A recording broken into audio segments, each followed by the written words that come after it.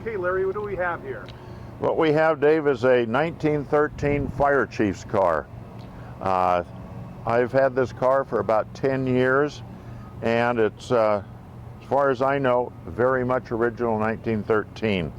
The thing that I have changed in it, it does have a later model engine in it. I got tired of cranking it, so we do have a later model, probably around a 1923 Model T Ford engine. As you can see, it has an alternator, it has a distributor, and the reason I put it in, it has a starter. Okay. On the other side of the engine, we have a Texas T water pump, which is great for parades.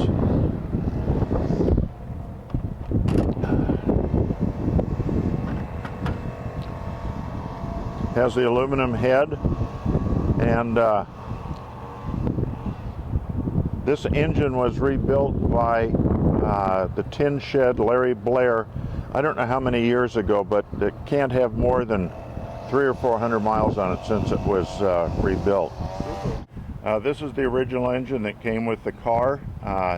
As I mentioned previously, I did put in an engine with the starter. This engine needs to be hand cranked, which I can't do any longer.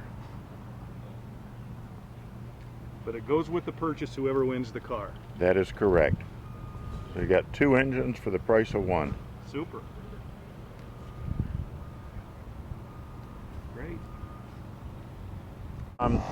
The front end, you can see it has the double wishbones, which was typical of 1913.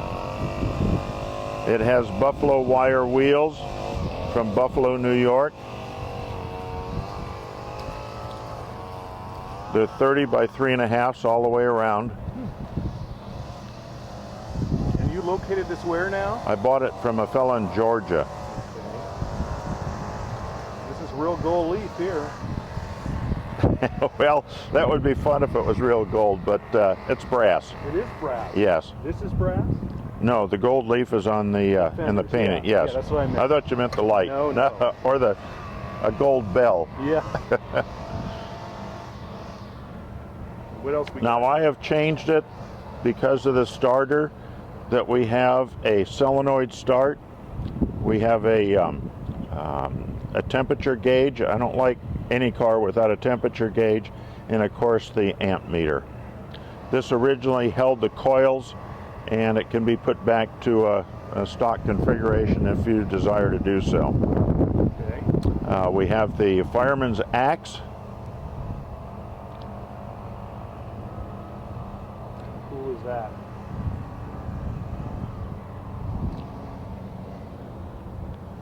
When I put the battery in, or when I put the starter engine in, I put this solenoid and the battery underneath the front seat. Awesome.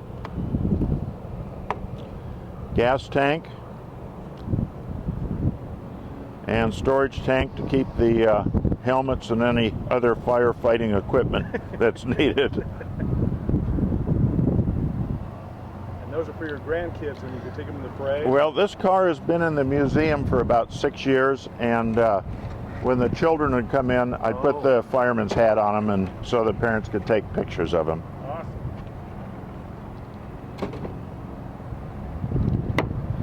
Pull back a little bit here so I can get a more of a wide shot. You can follow me over here, Larry. Okay. Sure is a cute little thing. We do have a fire extinguisher.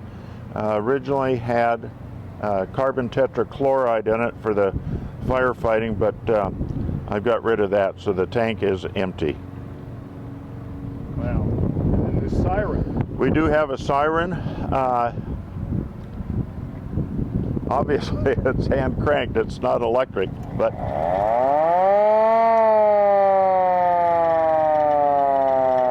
and a brake. Super. A Dietz brass lamp.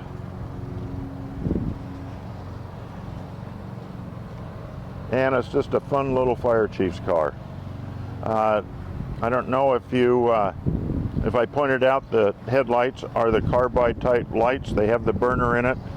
I haven't had the time or the desire to put the tubing on that goes back to the carbide generator, but that stuff is readily available. It's just red tubing. Okay, Larry, what about this rear end? Okay, I wanted to point out that this is the original 1913 rear end. It's all riveted. It is not a late model. It's the original rear end with the tapered springs. Everything is original. Super. Okay, Larry, go ahead.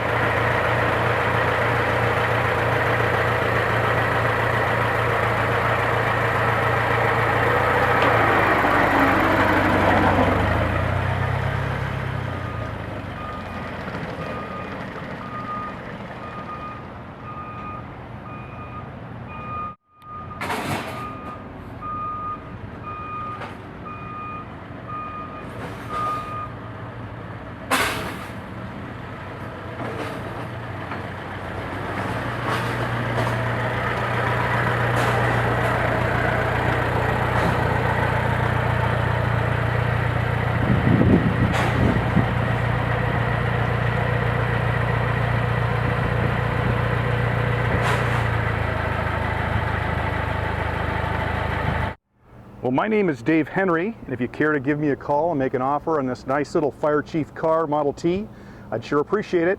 My cell phone is 805-705-4924.